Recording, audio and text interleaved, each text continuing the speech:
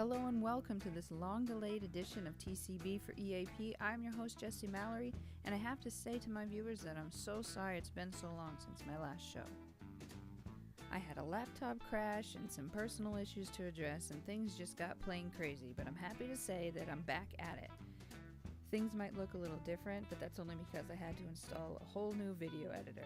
Whew, what a lot of work. So in my absence, a lot, and I mean a lot, has been going on in the world of Elvis Presley. So I'm going to kind of catch up on some of the stories, and we'll see where it goes from there. The first story I have for you is something that most of you likely already heard of and watched. HBO's The Searcher. This was HBO and EPE's attempt to bring Elvis into a new generation of fans. A lot of folks were concerned that they wouldn't be able to view this documentary because it was exclusively on HBO. Some people had viewing parties, some subscribed to HBO just to watch it, and others took HBO up on their free month of online viewing just to see the new documentary on the King. It was only available at first in the US, so to the chagrin of many, and rightly so, they couldn't see it right away. I didn't have HBO, so I was one of the folks who took HBO up on their offer for a free month subscription so that I could watch it, only to find it on YouTube 3 days later. In any event, I watched it. Watching the reviews pour in after its air date, it was obvious that many people were let down. A lot of people really did enjoy it though. Some thought, for the most part, the beginning was too drawn out, and the part about his early life from Tupelo and moving to Memphis, and much was skipped after the '68 comeback special.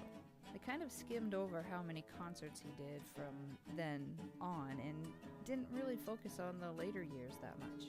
This to me was to save his image of that black leather god that prowled the stage like a panther in the '68 comeback special, which is totally fine. That was a great time for Elvis.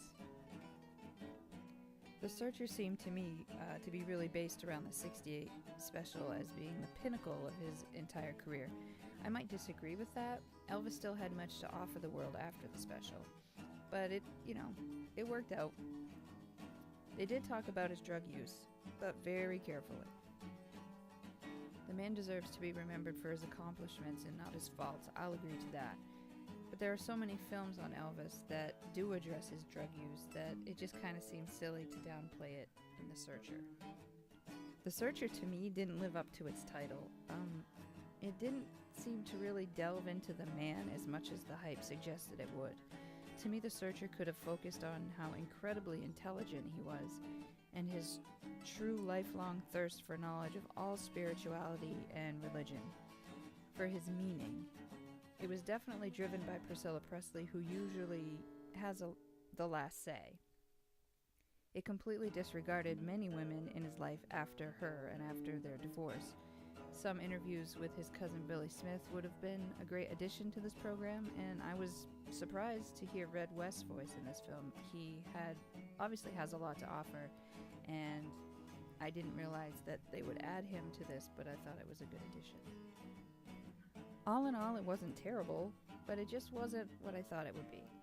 A lot of people complained that there wasn't much in the way of anything new, and that it was the same old stuff we've seen and heard before.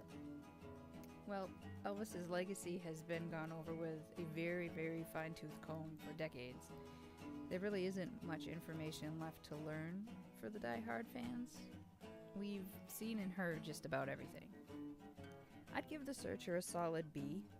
It had some great footage and some new-to-us footage of Elvis recording Burning Love. And Priscilla talked about how he wasn't at a time in his life when he recorded that song feeling that way. And she kind of suggested that maybe the song would have come out better had he been feeling what he was singing. They also released the soundtrack on CD, deluxe CD, CD box set, digital download, and vinyl. The best part of the box set was hearing Gladys Presley sing in a rare home recording, which isn't so rare anymore because now it's out and, people post it on YouTube and all that stuff, which is kind of cool so everybody can hear it. So if you have the chance to check it out, let us know what you think.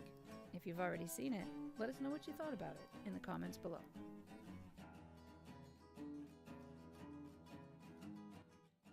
Another new Elvis Presley album release is coming right up. also in time for Elvis Week. Where No One Stands Alone will be released on CD, LP, and cassette tape. Lisa Marie will duet with her father on the title track. This album will contain reworked versions of inspirational music featuring a few of the Imperials, a few of the Stamps, along with Cissy Houston and Darlene Love. We always get into a debate among fans about new versions of Elvis's music. Let's remember though, no one is getting rid of the classic original versions. They will always be available. These new recordings are just something different for the Elvis fan to feast their ears on. I'm interested to hear what they've done to these songs, and still happy to listen to the original versions. You can pre-order it at Graceland.com in any of the 3 formats I listed. Happy shopping and listening. Tell us what you think.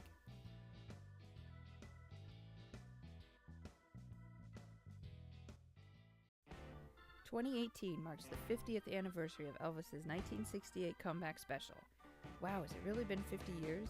We keep Elvis so relevant and so close to us that it doesn't seem possible that 50 years has gone by since that epic TV special.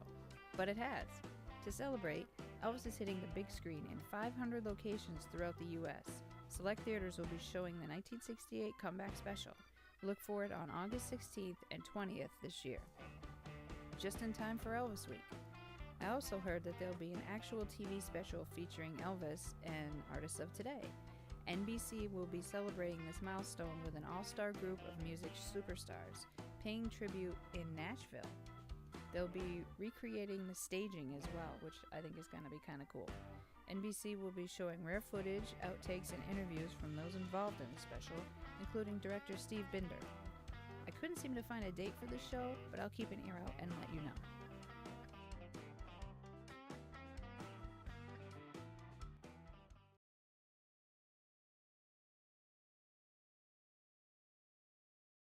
So join me as I share thousands and thousands of pictures of Elvis in my Facebook group titled All Elvis Picture Club. Look us up, click Join Group, and check out our album section for a ton of photos compiled into decades and highlights. Also, give us a like on Facebook. Just search for TCB for EAP and you'll see our logo. That's all for this edition of TCB for EAP. Thanks for joining me, and I do apologize for being out of commission for so long. I also apologize for this voice of mine. I have a bit of a cold. Let us know what you'd like to see in future shows, and we'll do our best to accommodate. As always, keep rocking, and we'll see you next time on TCB for EAP. Don't forget to subscribe.